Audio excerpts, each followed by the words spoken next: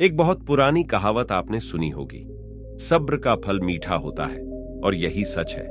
धैर्य रखना हमेशा आसान नहीं होता है, लेकिन आसान होने से पहले सभी चीजें मुश्किल होती हैं। इस बात से भी इनकार नहीं किया जा सकता कि परिस्थितियां और समय हमेशा एक जैसा नहीं होता।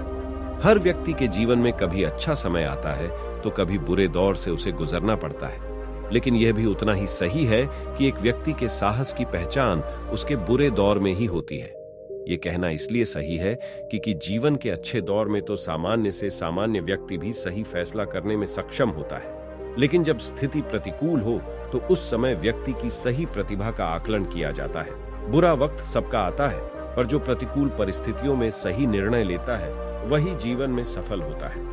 और जो व्यक्ति ऐसे समय में अपने आप को नहीं संभाल पाता, उसके हाथों सिर्फ विफलता लगती है। जीवन में धैर्य जरूरी है, क्योंकि मनुष्य जीवन सब्र के बल से ही सबल और सफल होता है। धैर्य एक ऐसी शक्ति है जिससे व्यक्ति की आत्मा मजबूत हो जाती है। दरअसल धैर्य, संतोष या सहनशीलता एक ऐसा गुण है जो हर किसी में नहीं होता।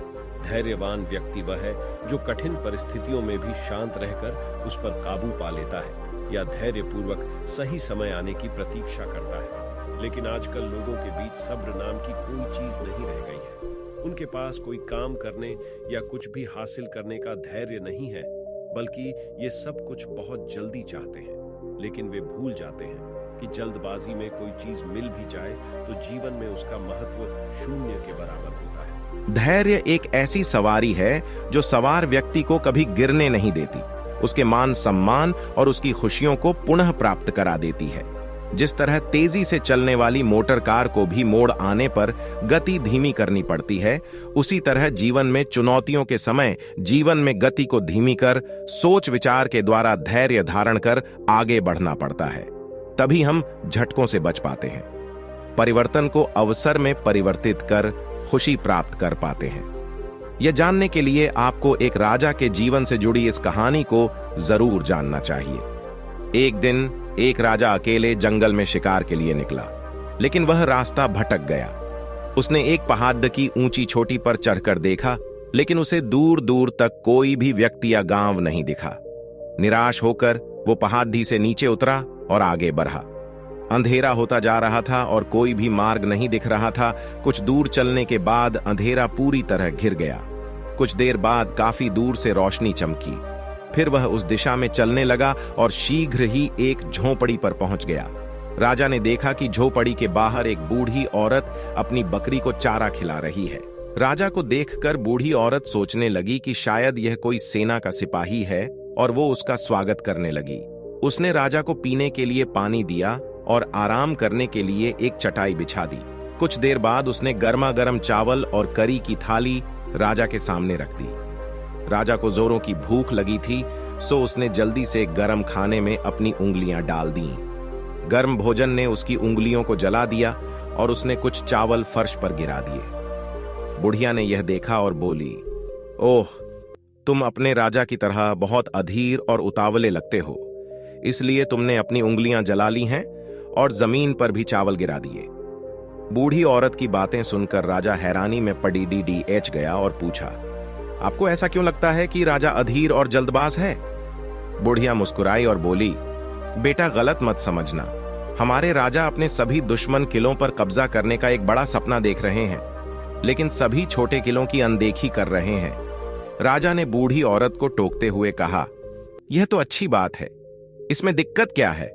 वह मुस्कुराई और जवाब दिया, रुको मेरे बेटे, जैसे खाना खाने में आपकी अधीरता थी, वैसे ही आपने अपनी उंगलियां जला दी और कुछ खाना बर्बाद कर दिया। उसी तरह दुश्मनों को जल्दी से हराने के चक्कर में राजा की अधीरता और जल्दबाजी के परिणाम स्वरूप उसकी सेना में सैनिकों का नुकसान होता है। इसके बजाय यदि आप पहले किनारे पर और फिर बीच में कम गर्म खाना खाते हैं, तो आप अपनी उंगलियां नहीं जलाते और अपना खाना बर्बाद भी नहीं करते। ऐसे ही राजा को छोटे किलों को निशाना बनाकर अपनी स्थिति मजबूत करनी चाहिए।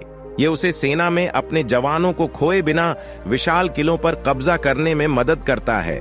यह सुनकर राजा को अपनी गलती का एहसास हुआ और उसने महसूस किया कि धैर्य रखना चाहिए और किसी भी स्थिति में जल्दबाजी करने से बचना चाहिए। दोस्तों, यदि जीवन में हमें कुछ भी हासिल करना है तो हमें धैर्य रखना जरूरी है। हमें पहले प्रक्रिया को समझना चाहिए और फिर उस पर काम करना चाहिए। यदि हम तुरंत परिणामों की तलाश में जुट जाएंगे तो हम अधीर हो जाएंगे और अपने जीवन में हम जो चाहते हैं उस तक कभी नहीं पहुंच पाएंगे। दुनिया में कई तरह के महान आविष्कार हुए, अगर आविष्कारक धैर्य खो देते तो वे कभी आविष्कार नहीं कर पाते।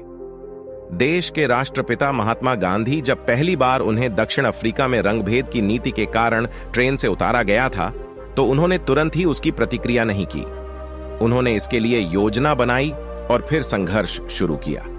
हालांकि उन्हें लंबा संघर्ष करना पड़ा, लेकिन उन्होंने धैर्य नहीं खोया और उसी धैर्य ने उन्हें सफलता दिलाई।